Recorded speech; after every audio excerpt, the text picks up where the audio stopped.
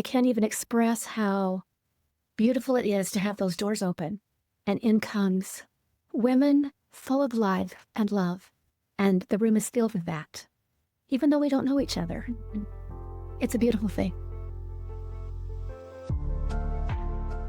Welcome to another episode of Currents, a podcast for Big Ocean Women.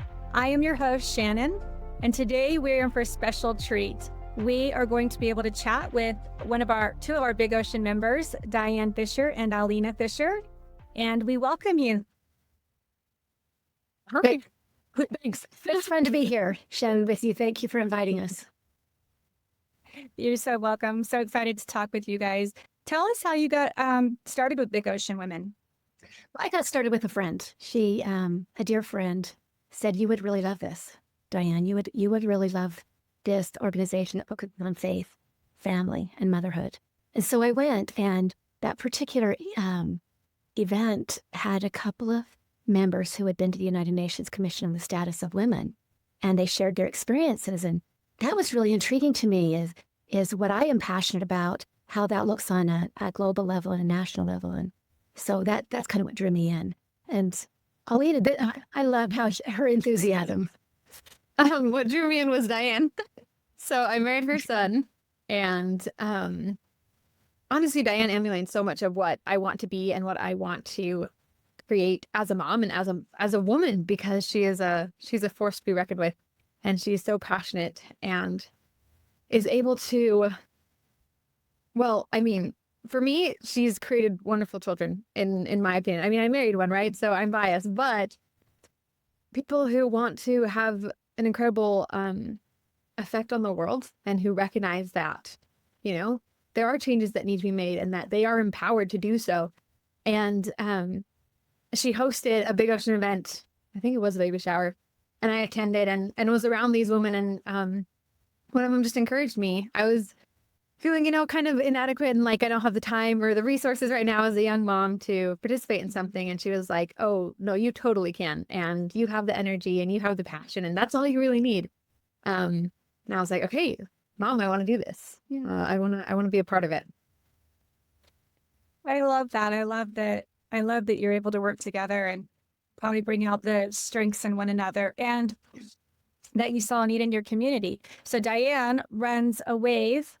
We call our meetings. We have waves all over the world, and she runs one of them in Utah. And I'm assuming that's the wave that you're part of. Is that correct, Alina? Yeah. Alina. Okay, good. Yeah, that's great. And how many women do you guys work with? Does it vary, or?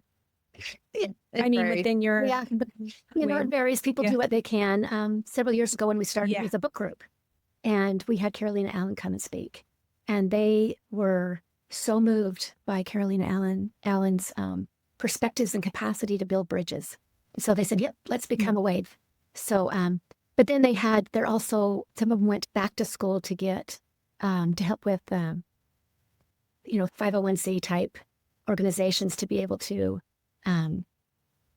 be helpful in the world in terms of humanitarian efforts. So we've always had maybe 5-ish come and go, different 5, 6, 7. Yeah. And what a mighty 5 you guys are. And Big Ocean, Carolina Allen, I'm glad you brought her up. She is the founder of Big Ocean Women. And you are right. She's super inspiring. She builds bridges and motivates and kind of encourages your own power within, to find your own power within and how to help the community where and when you can. I love that about her. And every month there is a tenant that Big Ocean Women, embodies. And this month is promoting life culture within the womb, home, and our ecological environment. Essentially what this means is that we believe all life is unique and valuable, and that we protect it and safeguard it at all costs whenever possible.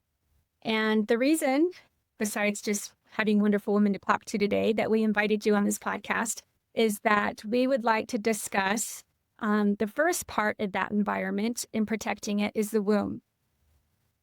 That is a great unifier for all humans because we all come from a womb. We all start that way, no matter where we live, no matter what gender we are, no matter what faith base we have, we all have that that common denominator is that we start in the womb. And so I know that you guys throw the baby showers to help women who have unplanned pregnancies or crisis pregnancies to help them feel loved. And I would love to find out more about that. So how did you get involved with that? So I have friends in various organizations, and some of them are in pro-life. And I've seen them up in the legislature, and one of them reached out to me in an email and said, here's some ways you can help. And one was a baby shower. And that really intrigued me. I thought, I'd love to do that. I would love to offer support. I would not normally know these women, but this is a way I can. And so I reached out to the Wave and said, hey, are you interested in doing this? And they were totally interested. So I reached out to the liaison in this part of the valley, and she helps me. They tell me who's coming, and we decide on a date, and then we throw a baby shower. When you say who's coming, you mean the women that would be attending, the pregnant women that are attending the baby shower? Is that what you mean? No, more like who is the woman that has chosen to has an unplanned pregnancy, who has chosen to keep her baby, and so that's what I mean. And then she comes. She comes with her two mentors. So pro-life has quite a few things they offer that are really impressive. And one of them I just love is they offer two mentors. And so these women are with her in whatever way she needs, emotional support, social support, to help her through that next year or longer if they need it. So they come, and then pro-life members come, and I don't always know them. And then our Wave comes, and so there's just, I can't even express how beautiful it is to have those doors open, and in comes women full of life and love, and the room is filled with that, even though we don't know each other. It's a beautiful thing. And so, Alina, did you just attend one of these one time, and that's how you got involved, or? Yeah, I'm trying to remember, because I'm around the house a lot, so I hear Diane talking about Big Ocean Woman, so I can't remember if I was a part of it before or then. I can't remember exactly when it started. But, yeah, I attended one of these and saw the influence and just the motherhood can be such a scary and daunting time, right? Especially when, I don't know, there's so much information in our day and age, right? And not only that, but there is a voice, a very loud voice against, I want to say against motherhood, but just against everything that happens, and, the changes to your body, the changes to your lifestyle, and, how you're giving up so much, you're losing a part of yourself, which happens, but there's so much negative connotation around it, right? Being able to be a positive voice just meant so much, especially like that first baby shower, to just shower this woman, who's facing a change, right? A big change, with love and support and hope, right? And joy, the joy, because it's not all sad. It's not even sad. We cry, right? But there's so much joy. There's so much support, and there's so much connection. You're not alone. You can feel so alone, right? You can feel so alone and so daunted by the task at hand.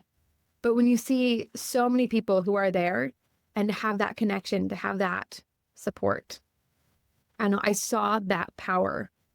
And like Diane was saying, just all these people for this one person, you know what I mean? To say, you're not alone. We're here for you. Like, you can do this, and we are here. And Alina's really good at that. And she's really good at connecting, relating, bringing that life and enthusiasm, which is huge as a young mother. Some of them bring their children, and just seeing that wide range of women who love motherhood of all ages is really powerful. And oftentimes the women we help are Spanish speaking. Mm-hmm. And since Alina's fluent in Spanish, that's been really helpful. It's been really, really helpful. It's fun. It's helpful. Well, what do you guys do? What do you guys do with these baby showers? I know you shower them with love, but like, what are the mechanics behind it? How do you organize it, I guess is what I'm asking.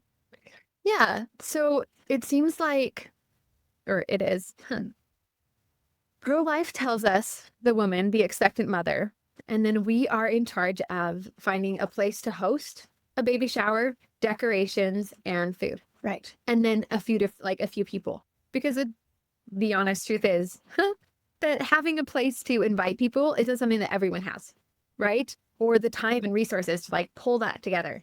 So we offer a space that is decorated and full of happiness, and then a few different individuals as well, bringing people from our wave to show support. So like Diane was saying, is that when pro-life brings some people, and then we'll bring some people, and we want an environment that has so much love, you know, so much support, so many people to come and just say, you are worth spending, you know, an hour and a half to 2 hours with this evening. Like, what you are doing is so important to us that we want to be here for you. So the mechanics are food, decorations, space. Yeah, gifts of love, community love. support. It's that community of women, mothers, neighbors that come in. That's the main event, and then the surrounding things that we provide. So the actual gifts themselves, as far as pro-life offers a year's supply of baby supplies. Yeah. So they'll give like car seat, crib, bunch of diapers, Wipes, clothing. Yeah. It's really beautiful, and anybody can help with that. And then we can wrap the gifts too. So they'll drop them off. We'll wrap them, boy or girl, right? All the things. And then there's just this giant pile of gifts when the expectant mother comes in. It's just like, it's a very, I should say, it's a very supportive and loving, visually and emotionally. I love that.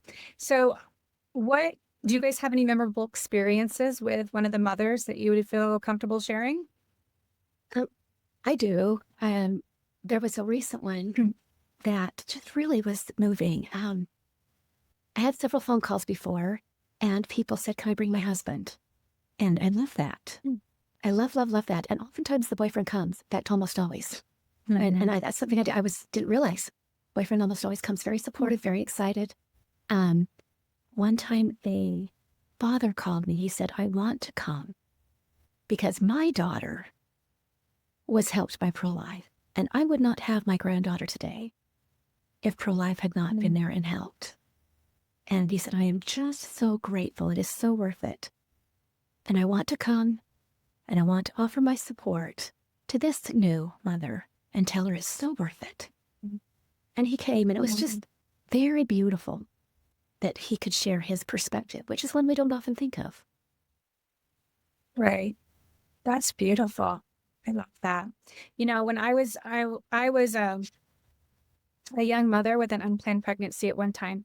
And as I've been preparing to talk with you ladies today, I was reflecting on my own experience, and I was scared, and I was lonely, and didn't know what to do. And the outside world, of course, came in and said, you should have an abortion. You should have an abortion, like all these outside voices. And I just knew that wasn't right and the right answer for myself. And I just look at what you're doing, and I think you're giving these women more than a baby shower. You're giving them hope. You're giving them love that they can in turn have a little bit more in their reservoir, in their emotional reservoir, to take the next step in having this baby. And motherhood starts. Some people believe motherhood starts when you have the baby. Motherhood starts when you get pregnant. And you're giving them hope and love and encouragement. It's much more than a baby shower.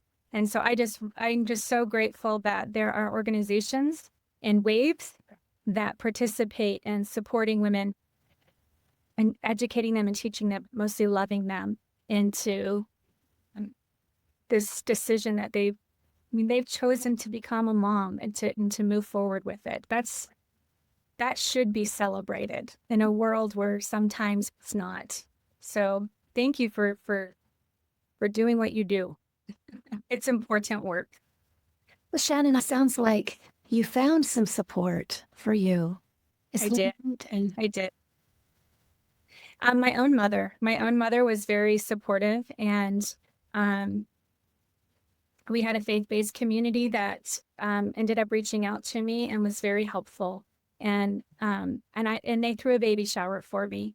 And they didn't know me. And I remember feeling very afraid, worried, probably self-conscious, worried about judgment or whatever. And when I went, it was far beyond what I expected. I was wrong. My expectations were negative and I was wrong. And they just had an outpour of love. And it was all these different mothers and there were men there as well.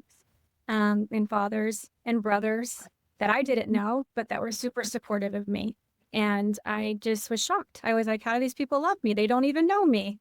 And I think that left a lasting impression on me. So I always have such a soft heart for women who are choosing to become a mother, whether it was in an unexpected way or a crisis situation, and follows through with it.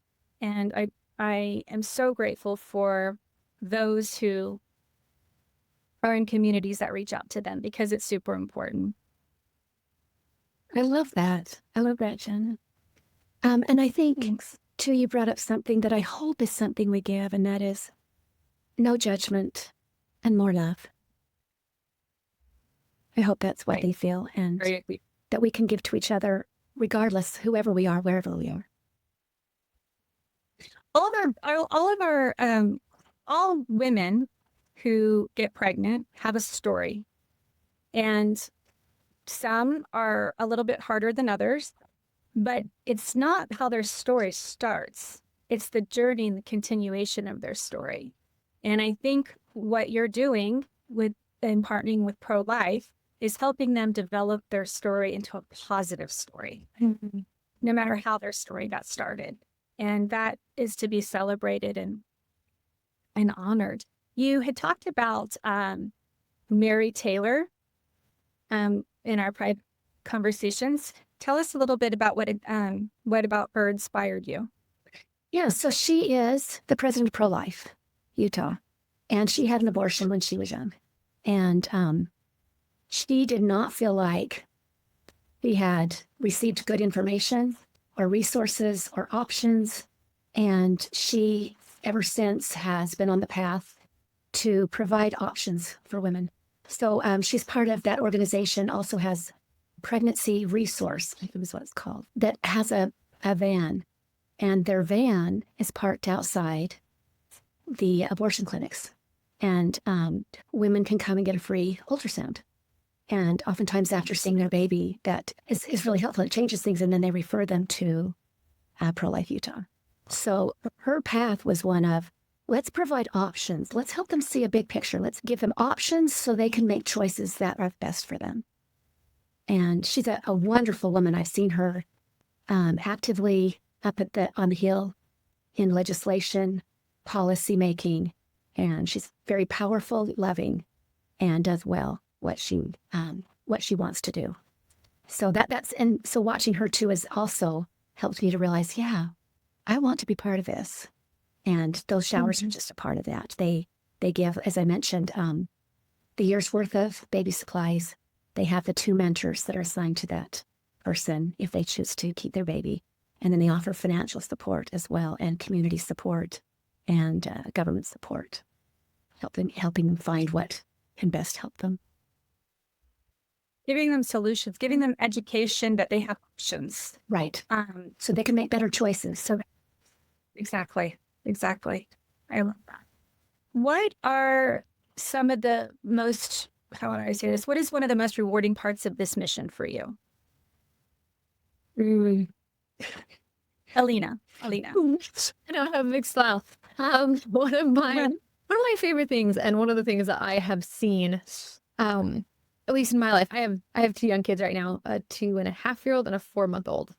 And I believe the genius and the secret of motherhood is other mothers. We need each other. Women need each other.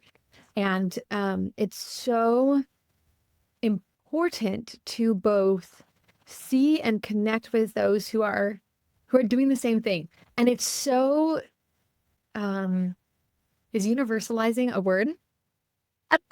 It's so universal. Make it a word right now. It's so binding, and it goes across cultures, across religions, just like you were saying, is that everyone started in a womb. And all mothers, even though our experience might be different, there's so much similarity to connect us. And like I was saying, that depending on, we don't know what these women who come in who are expecting, we don't know what their life is or who their, socialization is, if they're around any other moms or any women who have done this, right? You know what I mean? And what kind of support they have. And to connect them with people who either are in the thick of it, right? Or who have done it before and who love it, to give them a view of what, I don't say what it could be, but the joy, right? And how empowering that is. And just like you were saying with your story, Shannon, is to feel that people care about you and about this baby, right? And even before you can prove you're a good mom, like it doesn't even matter, because your ability to nurture life within you is something that should be honored in and of itself, right? And then your capacity to nurture that life afterwards is not dependent on who you are right now. It's not dependent on anything. It's open, right? What am I trying to say? You are not restricted to your current resources, is that you can connect with others and grow and have more and become something that your baby needs, become something that you need to be. And the impact, your question was, like, what do I see as my impact, right? Or like, how can we help, is just giving that hope and connecting. And even if it's just for a moment or if it's long-term, to have that connection to say, you're not alone. Mm-hmm. You can do this. We are doing this. And it's important what you're doing. It's worthwhile. You see so many people right now who are doing that thing that maybe you're scared of. And hopefully that can give you encouragement, and help you honor the privilege that you have to be a mom. That is so beautiful. I love that perspective, that you are not bound by your current circumstances or your current resources. I think you said, I love that word, that it's kind of, you can become, and we are all becoming. I think that is in my opinion, a misconception, is that you have to be the perfect woman or the perfect mother or the perfect circumstances, the perfect financial abilities. All these things have to be perfect and aligned before you have a chance at motherhood. And I love that you're dispelling that. And so that kind of leads me into my next question. Or what are some and this could be for either of you, whichever one of you feel, or both of you that would like to answer. But what are some misconceptions that people may have about women who face unplanned pregnancies? I think one might be just the diversity of their stories. So maybe we have a certain idea of what, a person with an unplanned pregnancy, their story might be, but it's really, everyone has, like you said, their own unique story, and needs support. We all need support. And I love what Alina said a minute ago about the idea that we need each other. And maybe one of the myths is, like you said, that we have to be something. We have to be a certain way or certain skills or certain whatever. And as we reach out to each other and give support, we are enough. We are enough together. And the whole world, the planet, depends on mothers who understand who they are and are willing to support other mothers to become. And that's a powerful thing. There was this art I saw, I think it was on the Big Ocean website, and it's Katie Garner art. It shows this kind of cosmic woman with a belly, her pregnant belly, that isn't a world, it's an earth. And she had kind of expressed the idea, maybe, that child's world is their mother, and the mother's world is her child. What I saw was that mother holds the world in her hands and in her heart and in her body. Mm-hmm. She holds the world, and not only does it matter to each of us inside of our souls to have support, but also it matters deeply in our communities, our families, and the world itself. I wanted to share that one of the misconceptions I know that I had before being involved as well is to think that most women, or even all women who are thinking about abortion, it's their first child and they're a new mom. One of the women that we threw a baby shower for, I think she had a 10-year-old daughter. I can't remember, but she had a child before, and that the misconception is that it's only first-time moms who are overwhelmed by motherhood, and that's not true. Is that it can be overwhelming every single time. And I know that even, like I mentioned, I have a 4-month-old, and when he was born and when I was thrown back into, nursing 2.5, every 2.5 hours and diapers and all these things, I was like, I can't remember how I did this. How did I do this? This is hard. And it can be daunting at any stage. And so, yeah, every story is different, but the fears can be very similar, right? The self-doubt, the fear that either we're not enough, or I don't have enough time, I don't have enough resources, it's not a good thing for me right now, right? Just a lot of those can be similar, even though the situations and the circumstances are different. That actually is a really good point. Not one that I would have thought to bring up. So thank you for bringing up that misconception. You're right. It's not just first-time moms. You're right. I love that. Oh, if you could send a message to those who may be listening today, who feel alone in their pregnancies, what message would you like to send them? I think, like Alina said earlier, you are not alone. You might feel alone. It might feel overwhelming and daunting, but you have help, and reach out for that help, whether it's in your family or your community or faith-based to a higher power. There is help available, even reaching back through the millennia, the billions of mothers who have been on this planet, offered the strength of their examples in their life.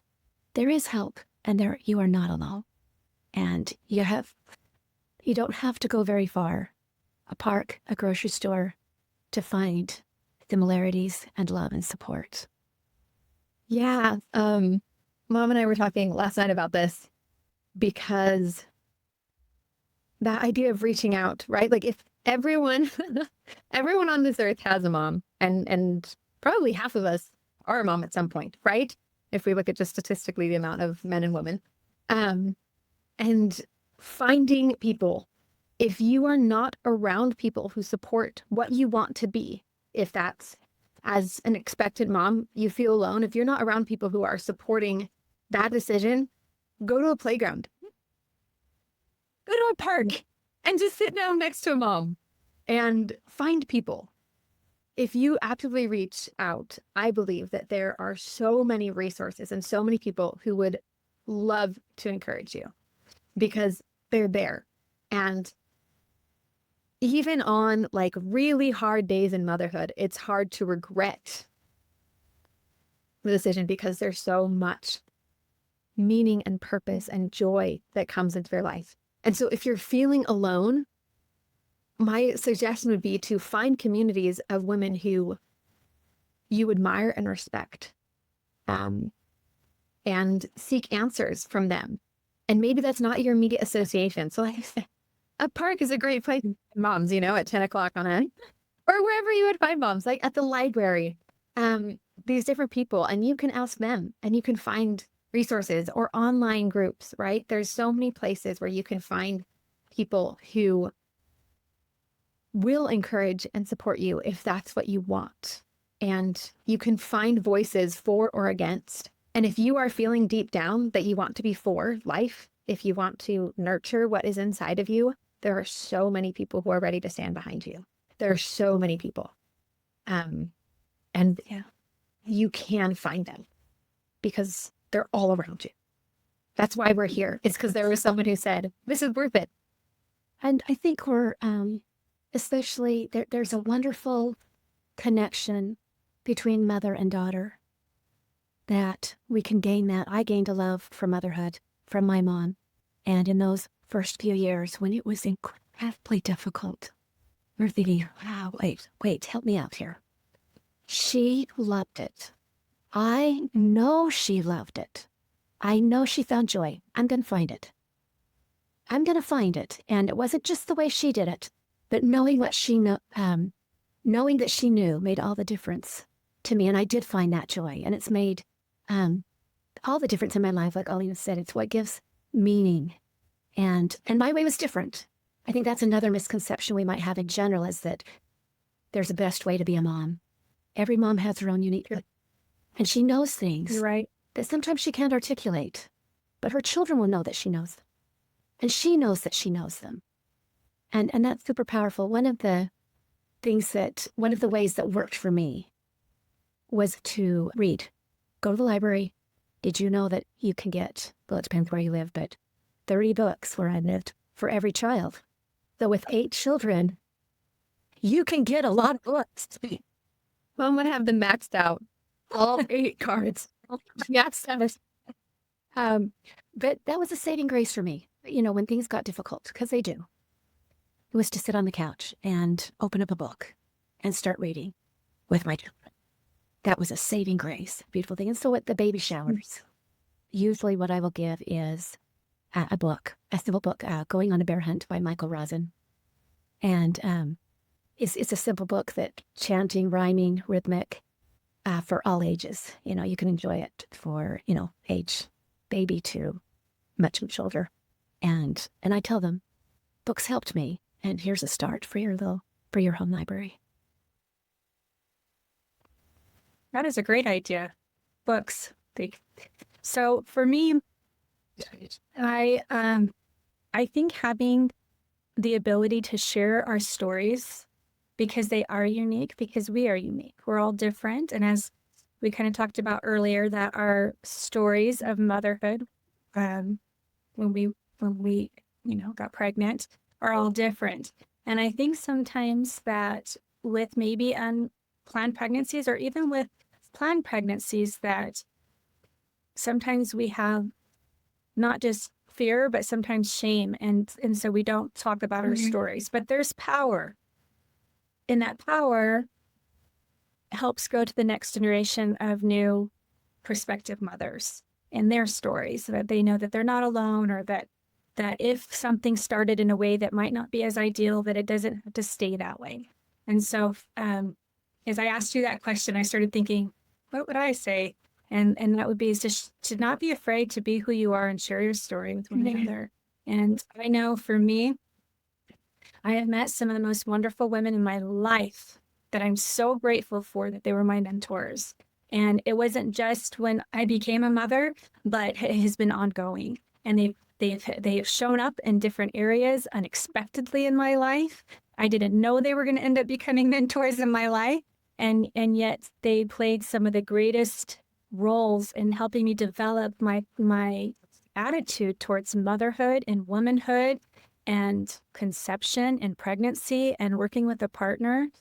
I'm very grateful for the women who've gone on before me and with me, who are on my current journey, that have taught me the beautiful realities of the power that we hold to be able to bear a child. Well, ladies, I have a very important question for you. What do you think needs to change in society to better support women with both unplanned and planned pregnancies? Policies and public perspectives and legislation matter. But I think the biggest difference that we can make is how we treat ourselves, our perspectives, and how we treat each other. Do we value motherhood? Do we value that incredible power to create? Do we understand that motherhood is a unique and sacred place of power? And do we act like that ourselves? Do we treat other women that way? How do we treat other children? The biggest change comes in our hearts, that culture of how we talk and treat each other And I think that would be the biggest difference. Love that. The change starts with ourselves first before we Right. can.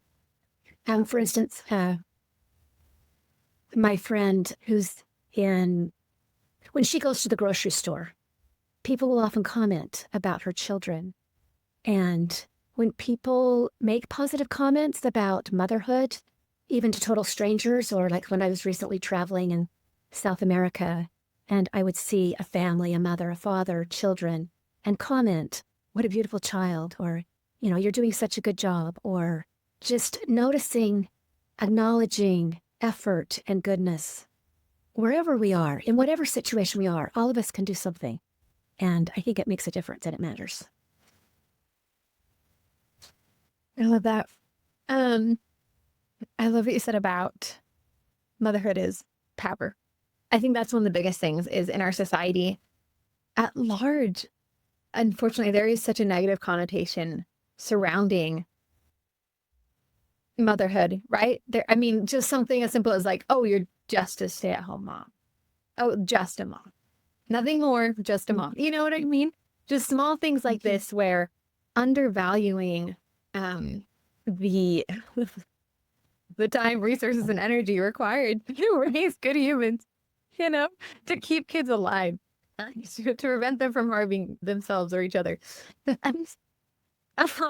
That like it takes so much energy. And so to say like, oh, well, you're just an engineer. Well, gosh, like how much effort does that take? So first is like that verbology surrounding motherhood and just recognizing that that is our power. It doesn't detract from our power in this world to be a mom. That is our power. That is so powerful. Rather than seeing it as like, oh, you're leaving your important work to go be a mom, or to go have this baby. Like you're not gonna be able to come and like contribute to society by like being in an office. Right. And I think the most important thing, instead of, and I know I just did this by pitting them against each other, because that's what I feel like society does, but valuing what each of us gives at all the different stages in our life. And at, if we want to talk about a woman's like childbearing stage or child rearing stage, if that's what she chooses to do, that is valuable. It is valued. If a woman wants to spend her time and her energy outside the home, like that can be valuable too, right? Like it can all be valued. And I think that's a big thing that needs to change in society.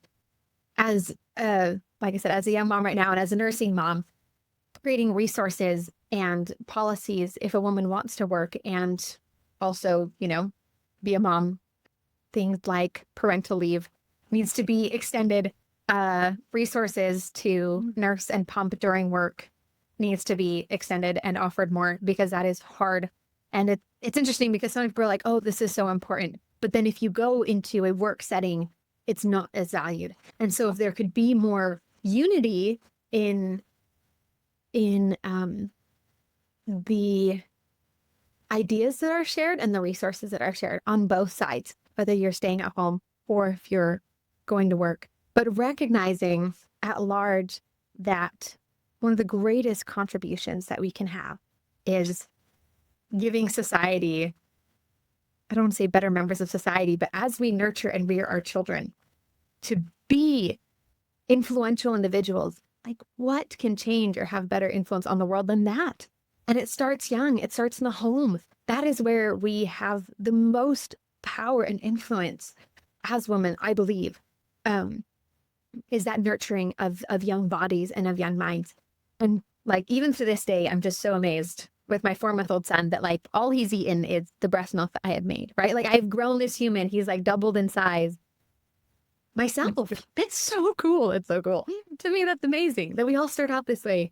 And the formative, like it's such a formative time. Where was I?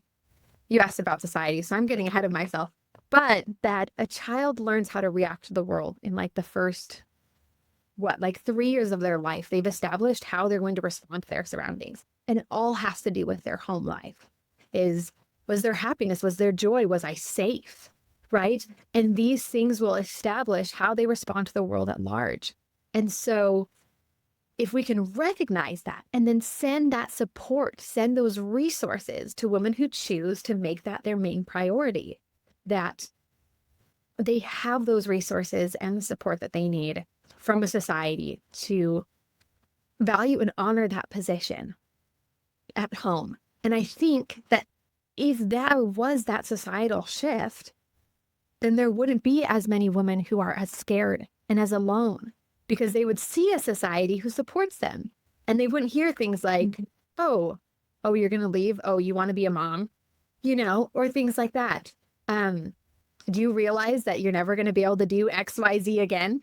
Versus, Right. wow, do you realize what you are like contributing to society by staying at home, by nursing your baby, right? All these things.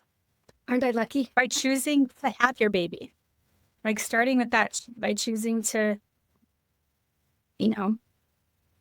carry out this beautiful life that you started, that's growing within you. That's been, what greater gift can you give to yourself and to society at large? But it is scary to think about if you're coming at it with a maybe not ideal situation. So I love that you guys have given such encouragement and love to those women that you've been able to have baby showers for.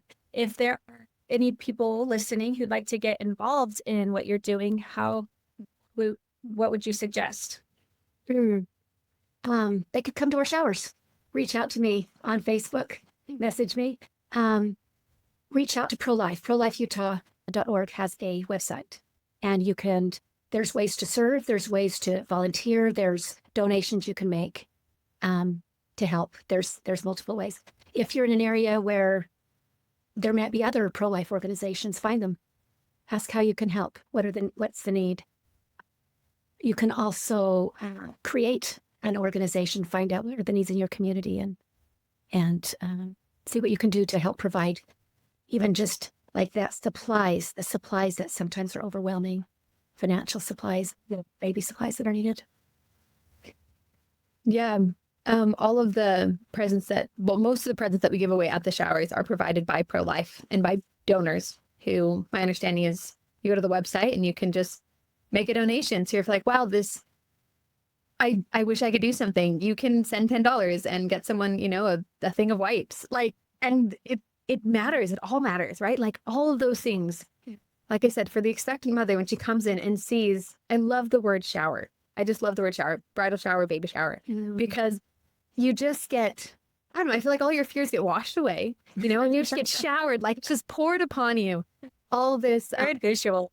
resources. So I just love this idea of a shower of just a wonderful shower of love and gifts. Yeah. And we can do that in a variety of ways. It can be through Pro-Life Utah. It can be through other means.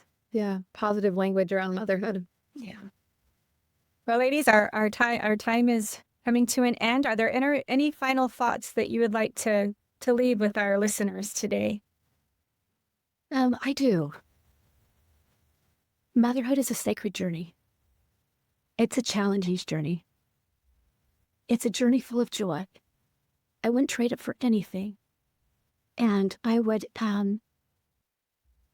encourage myself and each one of us to find ways to elevate, encourage, inspire, and lift the mothers close to us and everywhere we find them to help make the world a better place. And it's a community effort. It's a mother-daughter effort. And it provides generational power as we encourage, support, and inspire the moms. Thank you. Thank you.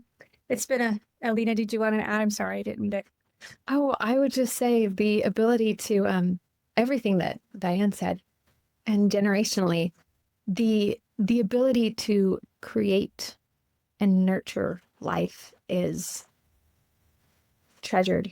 It's so valuable. It's necessary for the, ongoing of our species at large, and for the personal growth that we need. And just because something's hard doesn't mean that we shouldn't do it. is that all things that are hard are worthwhile. And we're not defined by our mistakes or by the mistakes of others. And one of my most encouraging things is that even recognizing the faults that I see in myself or in my mom, right? Like knowing that I can overcome and that my children can overcome the mistakes and faults around them. That once again, that we're not limited to who we are right now, but we can grow and our children can grow. And if we give them a chance, that's what if we give life a chance, we never know what could happen. And it could be so much better than we imagined because we're not limited. We're just not. We are creatures that were designed to grow and further our capacities. And so have hope, because that life, if you are willing to let it be, can grow and become. Well, ladies, you are definitely inspiring. I want to thank you personally for coming on today and talking about such precious things. I also want to thank you for embodying the big ocean women of trying and striving and of the protection and support of the womb, the first human habitat that we all come from.